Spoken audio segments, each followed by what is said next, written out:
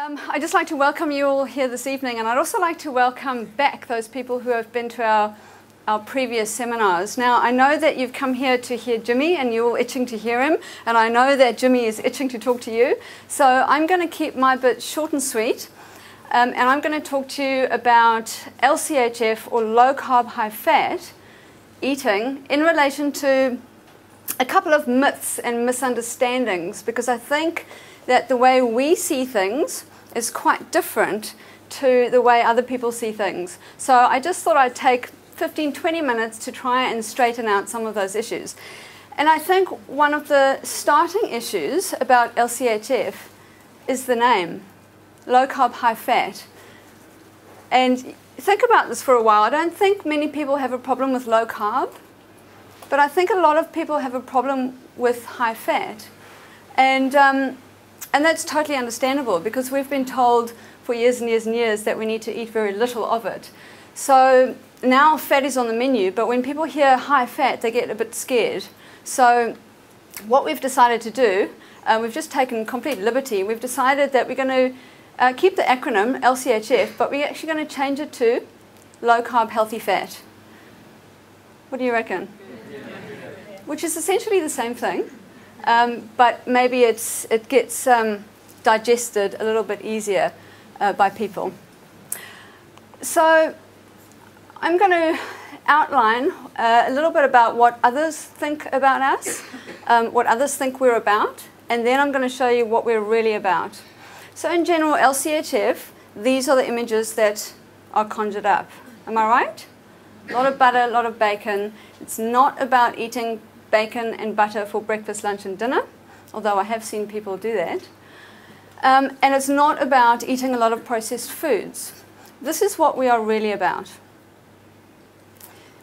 Whole foods that are unprocessed as possible, that don't come in packages, and that are nutrient dense. We are all about nutrient density.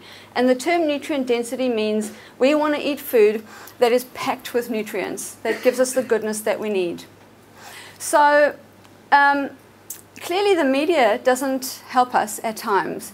So some of you might have seen the Third Degree episode a few months ago, and that was all about saturated fat. And I think that was the problem, because my little bit was an hour and a half in the supermarket about the whole food concept, and what was shown on TV was, let's move straight to the butter and the cream. So that was blown totally out of proportion. Plus, there were people on the program eating bits of butter. So I've never told people to eat bits of butter. And I don't think that that is necessarily something that goes with this practice of whole food eating. So that was the one thing. The other thing, I just have to get as much mileage out of this as possible. The Campbell Live Try episode about the school lunches. So my brief was to judge 6 lunch boxes and to talk to them about the optimal lunchbox, the best quality nutritionally lunchbox, which is exactly what I did. And my contribution was all about whole food, but unfortunately how it came across on Campbell Live was, let's get the sandwiches out of the lunchbox. So that's not what I said, and it's not what I intended, but I was asked to talk about my view on the optimal lunchbox, which is exactly what I did. So I think while the reporter did a fabulous job, it was how the actual story was fronted, which was sandwiches are out, which is not something that I would say on TV anyway. So the media doesn't help, but let's look at how LCHF is promoted in other areas too. So this photo, this picture, fronted a recent magazine, New Zealand Diabetes magazine, and the article was about the carb-fat debate. Where are we at? What's it all about? But they used this picture to depict the debate. So on the one hand, you've got an apple, and on the other hand, you've got a piece of cake. So I'm presuming that the apple's the carb, and the cake is the fat. So the carb-fat debate, which is totally ridiculous, because there are probably about triple the amount of sugar and carbohydrate in the cake than in the fruit. So I think even health professionals need to be very careful the way that they portray these kinds of arguments. They don't give away good messages.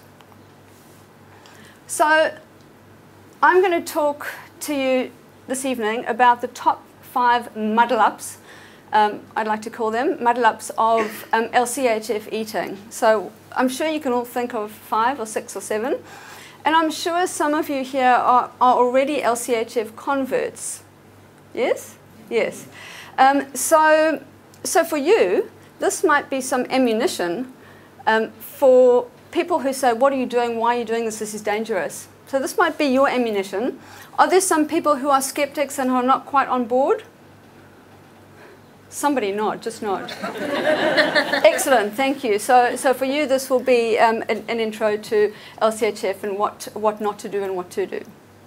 So number 1, and this is probably the most important one, is that people take half the message. LCHF is not equal to HCHF, high carb, high fat.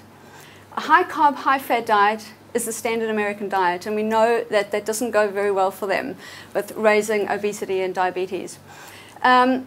So cream is something that can be enjoyed as part of a low carb, high fat way of eating, but not on a donut. Okay? So you know, plenty of people, and plenty intelligent people, get this mixed up. They hear high fat and they go, awesome, I can eat high fat. And once again, you can understand why they do that, because we've been told for so long not to eat fat, that when you say eat high fat, that's all they hear. So my wonderful husband, who's in the audience, and he's probably hiding at this very moment, please take a look at the cross through the cream donut. And the next time you say, you told me I could eat fat, please note that you need to take the HF along with the LC. Okay, number 2. Can anyone give me an idea where I'm going with this? Yeah, so LCHF is not equal to NCHF, which is no carb, high fat. And some of our critics keep saying it's really dangerous to take all the carbohydrate out of the diet. Firstly, it's sort of impossible to do that. You know, even if you eat non-starchy vegetables, it's going to provide you with a little bit. But I want to, Grant alluded to this a little bit earlier, but I wanted to talk about the insulin resistance continuum. And on this continuum, you've got people who are insulin resistant. So on your left side, you see people with type 2 diabetes or pre-diabetes, with metabolic syndrome, with an expanding waistline, which is really a PC way of saying obesity, PCOS, which is polycystic ovary syndrome, and menopause. So people who sit in this group are likely to be insulin resistant. Whereas the people on the other side of the spectrum, so athletes and people with normal BMI or normal weight, they are potentially not insulin resistant. So if you are insulin resistant, you are carbohydrate intolerant. You can't move your carbohydrate around your body very easily. If you are insulin sensitive, then you can. You are carbohydrate tolerant. Okay? So our critics, you know, they talk about it's not good to take all the carbohydrate out of the diet. And in a recent paper published in The Lancet, what was mentioned was this comment. LCHF diets invariably involve radical restriction of carbohydrate, typically less than 12% of energy intake. So the word invariably, I mean, is a little bit extreme to use in a published paper. And this just indicates that our critics actually don't have a clear understanding of what we're all about, what LCHF is all about. And what we're all about is personalized carbohydrate prescription for you. And you might be different from the person next to you. In fact, you absolutely will be. So we've got these extremes, and some people can go as low as 30 grams of carbohydrate in their diet with a ketogenic diet. So very few people and certain conditions might require it. and Jimmy might be talking about it afterwards. And you can be as high as 120 grams of carbohydrate, which is still considered a low carbohydrate diet. Just to put this into perspective, the average carbohydrate intake is around 250 grams per day plus. So people who eat more processed food tend to have more. So if you go from 250, 300, even down to 150, you're still going lower carbohydrate and you're still getting all the nutrients you need. So that misunderstanding is something that I'd like you to take away. And I'd like you to acknowledge that everyone handles carbohydrate quite differently. Okay? I am carbohydrate, Grant was talking about him and Louise, I'm carbohydrate tolerant, so I'm quite lucky, but I eat LCHF purely because I think it's better. It's better for you nutritionally. So I think LCHF could be for everyone, but how low you go really depends on your own personal circumstance. Our critics also say that LCHF might be most appropriate for the leanest and the fittest individuals. And actually, that's interesting because it's the leanest and the fittest individuals that need it less. It's the people who are insulin resistant who actually need it more and who benefit most from it. So again, a very clear misunderstanding of what this is all about. These are the types of foods, or represent the types of foods that we like people to get their carbohydrates from. So lots of vegetables, unlimited non-starchy vegetables, so your salad vegetables, your broccoli, leeks, carrots, asparagus, ... And starchy vegetables, well, that depends. Some people might decide they take out potato and kurma. Other people might decide they keep it in. It depends on what their carbohydrate prescription is and also what the rest of their diet is doing. Fruit's really high in sugar, so we don't recommend a huge amount of fruit, but we recommend the most nutrient-dense types of fruits. And a classic example of that are berries. So fresh and frozen berries are low in carbohydrate and they are incredibly rich in things like antioxidants and phytochemicals and minerals. Dairy products, we like to get carbohydrates from our dairy. And you can see legumes in the corner there. Now, legumes they can be quite high in carbohydrate. So people, you can get some carbohydrate from legumes if you eat them. Of course, for vegetarians, that's where you'll get a lot of your protein from. So you just need to realize that your carbohydrate intake is going to be a little bit higher. LCHF is a fad diet. And that was mentioned again by one of our critics.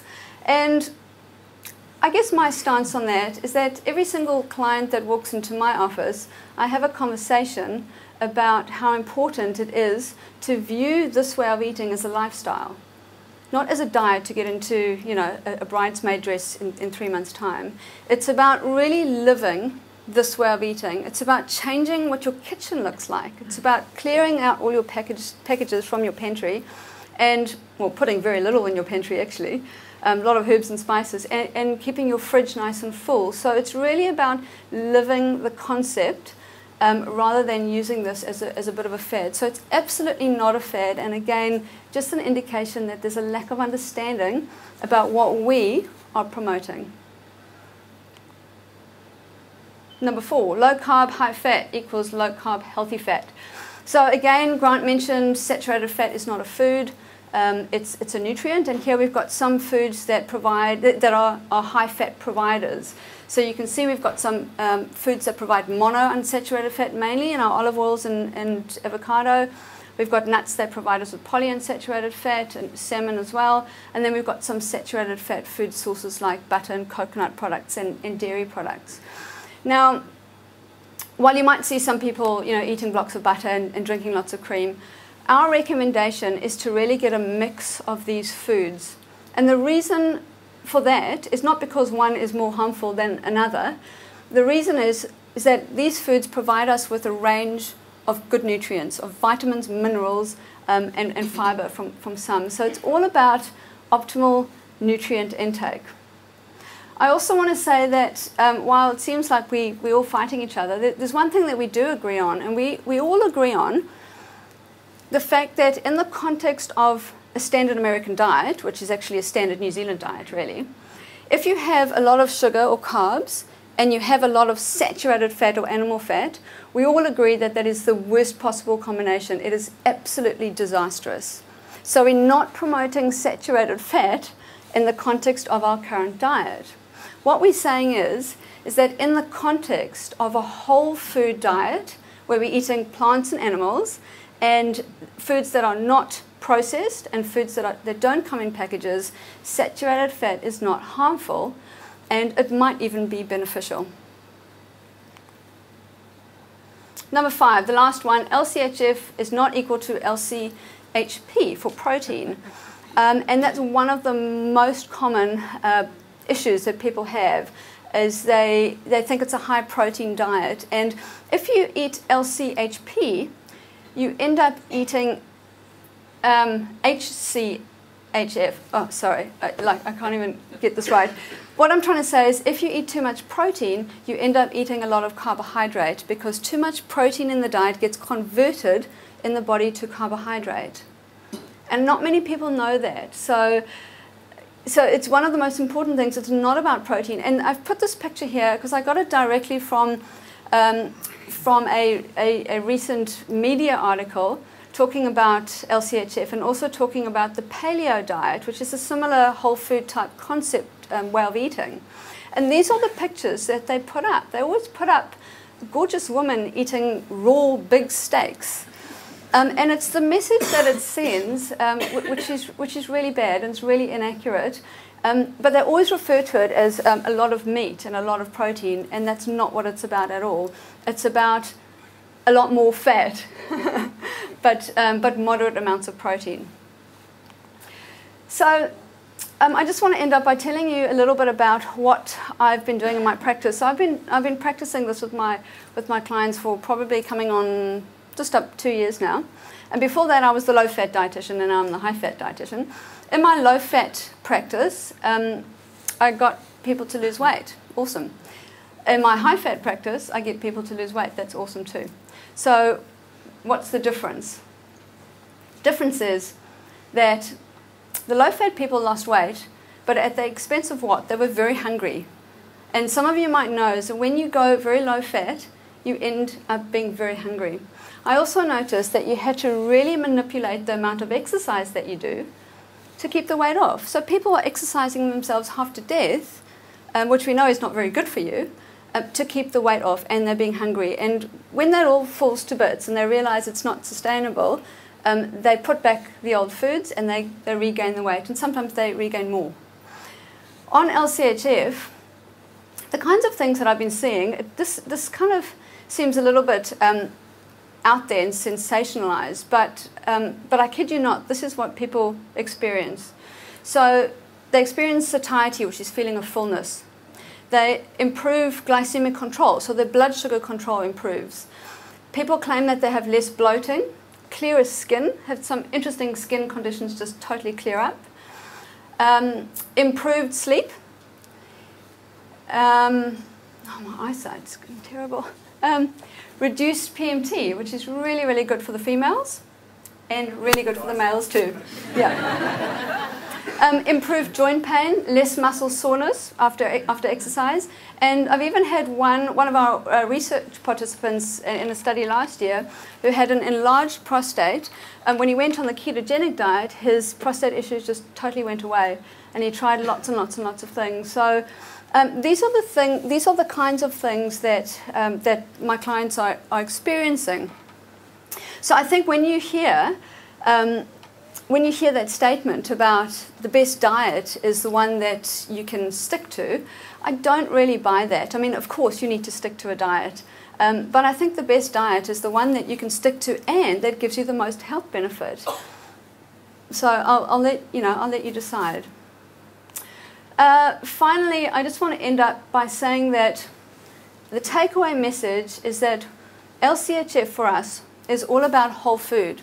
Now, if you truly eat whole food, you end up having a diet or a way of eating that's lower in carbohydrate than you were eating before, and that's higher in fat than you were eating before, and that's going to be a healthy fat and an anti-inflammatory way of eating. So I'd like to leave you with that, pondering. If you get confused with the LCHF and HCHF and all the letters, forget everything and just go for whole foods that are unprocessed and unpackaged. Thank you.